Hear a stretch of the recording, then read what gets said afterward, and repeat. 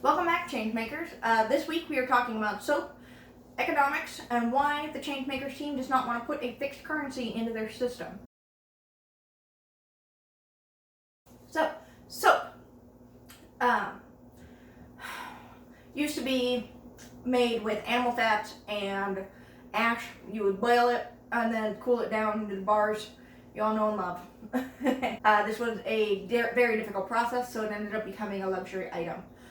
Several millennia passed, and suddenly it is the 1800s. A chemist, just discovered alkalis and started using it in the soap making process to kind of make it. You can now make soap with a cool process instead of a hot process. You don't have to use animal fats and ash as much. You can use some other things that are a little cleanlier and not as gross sounding, and it no longer needs to be a luxury good. It's a lot faster to make it, it's a lot cheaper to make it, all that good stuff. However, people have not been using soap for millennia, so why would they suddenly start now? So it is still considered a luxury good simply because of how people are perceiving soap. In comes Florence Nightingale. Florence Nightingale thought it was her life's mission to make the world clean again, basically. She wanted to improve the lives of people who were not as well off as her. She was very well educated. She was great with statistics and data visualizations, and she used that amazingly. In one such case, she went to the British military and noticed that a lot of their deaths were because of disease and things that were easily preventable, and they just weren't using soap. And she decided to make the British military incorporate soap into their daily regimen, and lo and behold, the death toll decreased by 99% in 1 year. You can look up Rose diagram. She actually goes into detail about this with her own data visualization that she made up. Anyways, fast forward about 5 to 10 years, and it's now 1860, which is the start of the Civil War in America. They had heard all about Florence Nightingale and her soap, and they went, oh, we could use this too. So they did. Soap is now running rampant through America. Everybody loves this stuff. And they're using it in their everyday things, all of that. It is no longer a luxury good, now a common household item. Unless you're a pioneer. In this case, they needed to pack those Conestoga wagons as full as they could get, and when it came down to it, if you had a can of beans or a bar of soap, the bar of soap was staying home. This worked out fine until they hit the dust bowl, any amount of travel towards the west, and they were just filthy. Everything tasted like dirt. There was dust everywhere, and a lot of pioneers would give up quite a bit just for a bar of soap. It was a luxury item once again.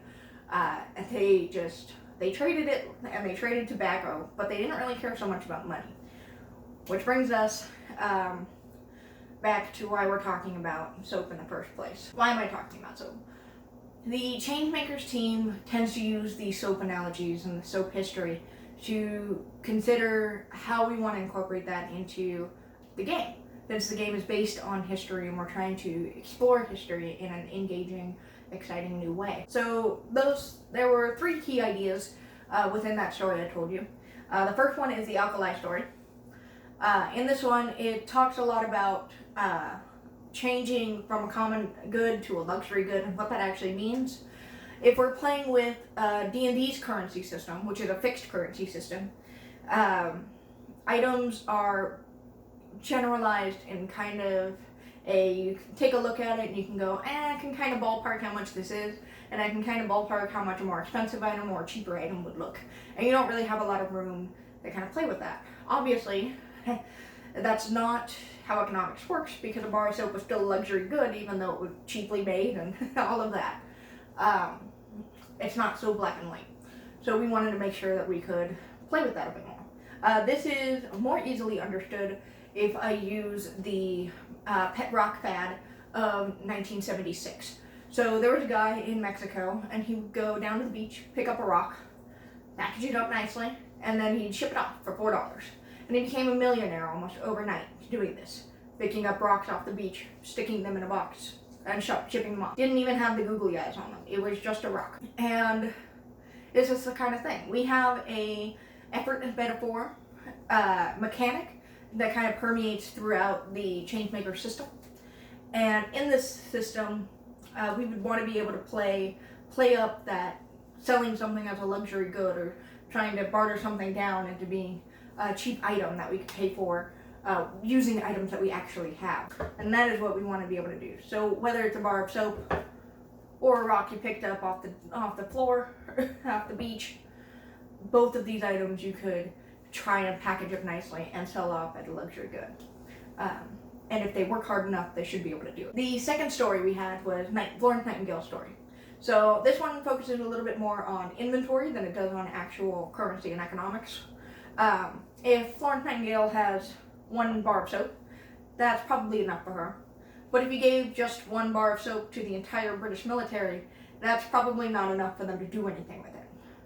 We don't want to make the British military use have to write in a whole bunch of zeros after every item they have. No, instead we use units. So Florence Nightingale has 1 unit of soap, and the British military has 1 unit of soap. But Florence Nightingale's soap does not equal the British military soap. If she wanted to interact with that, she would have to be getting thousands of bars of soap, but this is a much bigger scale that she would need to work with. So something that's difficult for her to acquire might be very easy for the military to acquire, and that kind of concept. This works with our ChangeMaker scales, working hard at a lower scale or bringing in higher scales to help the lower scale can end up making things a little bit easier, and you can see how change can be effective. The final story we had was the pioneer story. In this case, we want players to be able to interact with economics, like hands-on, really get into those details and understand how that process really works. Part of this is location and time period and things like that. If we're using the D&D item system and currency system, those are fixed prices.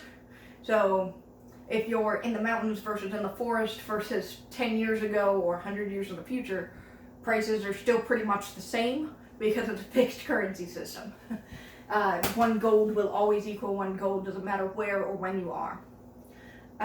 This is not the case in real life. That doesn't happen. And throughout history, that's not the case. The best example of this is Confederate money. Confederate money depended entirely on how likely it was for the South to win the Civil War. So while one day a bar of soap might cost 3 Confederate dollars, the next day it would cost 50, and so on and so forth.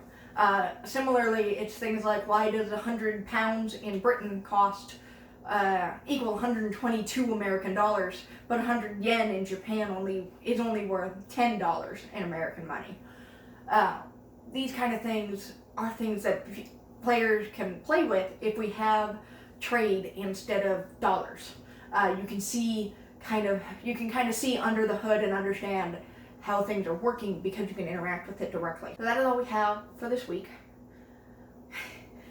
In 2 weeks, we are going to be starting a series on leading up to the mechanics as metaphor mechanic that I talked about today.